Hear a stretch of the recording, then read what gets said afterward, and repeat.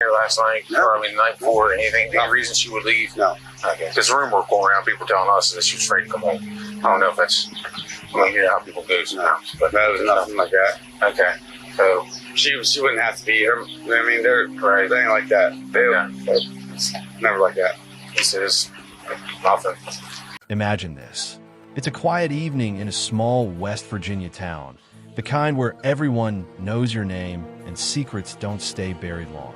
A 15-year-old girl, Riley Crossman, finishes her chores, chats with her boyfriend on FaceTime, and heads to bed like any other night. But as the clock ticks past midnight, something shifts. A text pings on her boyfriend's phone. He's in here. I'm afraid. No one could have known then that those words would unravel a web of lies, betrayal, and unimaginable horror. This isn't just a story. It's the heartbreaking reality of a family torn apart by the monster living under their roof. What started as a missing teen case quickly spiraled into a chilling hunt for truth, where every clue pointed to the one person who should have protected her. It was May 8th, 2019, when the call came in to dispatch.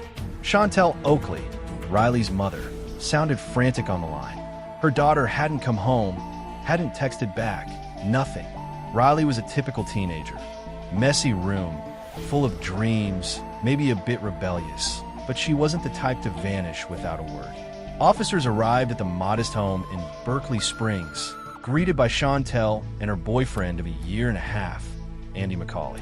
He was a burly guy, mid-40s, with a job in construction and a history that didn't scream trouble at first glance. "She's not back yet," Chantel said, her voice trembling. "You might want to take a look in her bedroom." The room looked like any teen's lair, clothes strewn about, posters on the walls, a backpack slung over a chair. But as the officers poked around, unease crept in. Her phone? Gone. Her glasses? Left behind on the nightstand. And then the bed. The sheets were rumpled, but something darker stained them. Spots of blood on the comforter and pillow. Not a lot, but enough to send a chill down your spine. "This isn't right," one officer muttered. They swabbed the stains for DNA and started asking questions. Had Riley ever disappeared before? No. Did she leave without telling anyone? Never. Chantel was adamant. This was out of character. Andy hovered nearby, casual at first. "I saw her last around 9 or 10 p.m., he said. She was doing dishes with her grandma till about 7:30. Then the kids all went to their rooms." He claimed he'd left for work at 5 a.m., an early riser that day. But rumors were swirling. Friends whispered that Riley had been afraid to come home. "People are saying she was scared," an officer pressed. And he shrugged it off. "Nah, nothing like that. She's not afraid of me. I've been taking care of her for a year and a half." His words hung in the air, but his eyes darted just a fraction too much. As the investigation deepened, the cops turned to Riley's boyfriend, Hayden. They'd been dating for 8 months, FaceTiming every night like clockwork. Hayden was just a kid himself, nervous in the interview room with his mom by his side. "We talked around 10:30 p.m., he said. She was excited about a DC trip. But then, a red flag. He deleted their messages. "I didn't want my mom seeing them," he admitted. His mother jumped in, defensive. Her mom's lifestyle. Riley had too much freedom. Walking to dances in short dresses at night? Not responsible. The interview didn't yield much then, but later, Hayden came forward with those haunting texts from Riley. Andy was in her room. She was scared. Suspicion zeroed in on Andy like a spotlight. His alibi? He said he was at work all day. But when cops talked to his colleague Johnny, cracks appeared. Johnny, who often did coke with Andy, recalled having to wake him up most mornings. That day, though, Andy called first, unusually alert, and he wasn't at the job site the whole time. He vanished for nearly 5 hours, returning around 2:45 p.m. "Where were you?" officers demanded when they hauled Andy in. At first, Andy stuck to his story. At work, no detours. But confronted with Johnny's account, he backpedaled. "Oh yeah, we want to fix shelves at another house." Pressed further, he shifted again. "I went to get more drugs." He claimed he'd scored coke from a cousin and used in a park. But Johnny debunked that. They had plenty left. No need for more. Andy's stories twisted like a pretzel, each version more desperate than the last. "I went home to get the drugs," he finally admitted, saying he'd left his phone behind that day, conveniently untrackable.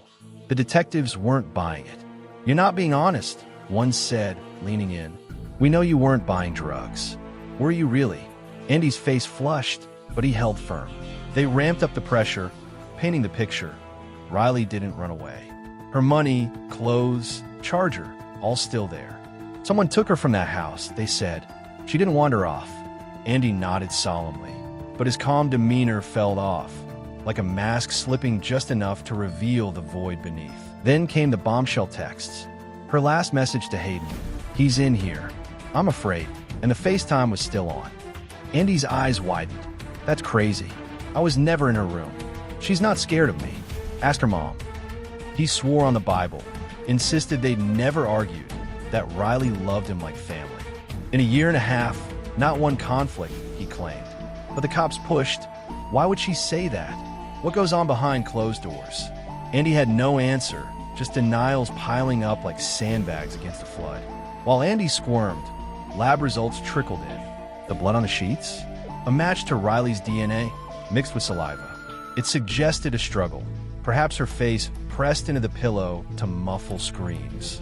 Horror settled in. This wasn't a disappearance, it was foul play. And Andy's movements? CCTV from a nearby high school caught his truck leaving the work site, heading toward home on Route 9. An eyewitness confirmed seeing it backed into the driveway midday when the house was empty. Piecing it together, detectives theorized the unthinkable. Andy assaulted Riley that night, killed her to silence her, hid the body until morning, then returned during his missing hours to dispose of it. With K, 9 units tracing her scent, they scoured a nearby mountainous area. Days later, the grim discovery: Riley's decomposing body dumped in seclusion. Nearby, unique screws matching those in Andy's truck. Drywall mud on her body linked to his vehicle too. 8 days after finding Riley, Andy was arrested for murder. He pleaded not guilty, his defense arguing no clear motive or cause of death. The decomposition made it impossible to pinpoint, but the evidence was damning. Bloodstains, lies, CCTV, text, screws. The jury deliberated 4 hours over 2 days. Verdict: guilty of first-degree murder. In sentencing, the judge didn't hold back. 2 life sentences without parole. Andy McCauley, the man who'd played stepdad, would rot in prison, never harming another soul. For Chantel, it was bittersweet justice, a daughter's light snuffed out by betrayal. Riley's story lingers as a stark reminder. Sometimes, the real monsters aren't strangers. They're the ones sharing your home, hiding in plain sight. But questions haunt the edges. What drove Andy to such darkness? Was it rage, control, or something more twisted? In small towns like Berkeley Springs, whispers persist, a cautionary tale for every parent. Listen to the fears your child texts in the night, because ignoring them might just invite the shadow in.